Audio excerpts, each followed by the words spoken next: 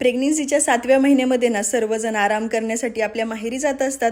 माझ्याकडे मात्र उलटं झाले बरं का. मी आहे ना माझ्या मम्मीलाच इकडे बोलून घेतलेले आणि तुम्हाला सांगते मला तर काही 6-7 तास प्रवास करणं पॉसिबल नव्हतं. त्यासाठीच आहे ना तिला इकडे बोलून घेतलेलं होतं. आणि आले आले तिने काय काम केले बघा. ती आहे ना माझी टमी बघत होती की किती मोठी झाली आहे ती. ती आहे ना माझ्यासाठी खऊ आणि पेढे घेऊन आलेली होती आणि ती आहे ना मला पेढा भरवत होती. खरंच ना आपण कितीही मोठे झालो ना तरी आपण आपल्या आईसाठी लहानच असो. त्यानंतर ना मी तुम्हाला सांगते माझ्या प्रेग्नेन्सीमध्ये ना हा पदार्थ मी सर्वात जास्त खाल्लेला आहे तो म्हणजे ठेचा. प्रेग्नेन्सीच्या आधी ना मी कधी तिखट किंवा हा ठेचा वगैरे कधीच ट्राय करत नव्हते. खूप जास्त तिखट लागायचं मला. आणि आता प्रेग्नेन्सीमध्ये बघा ना रोज जरी म्हटलं तरी चालेल मी आहे ना हा ठेचा आहे ना न चुकता रोज थोडा का होईना खात असते. खूप टेस्टी झालेला होता. तुम्ही तुमच्या प्रेग्नेन्सीमध्ये स्पायसी सॉल्टी काय आहे ना स्वीट खाताय ते सुद्धा मला कमेंट करून नक्की सांगा.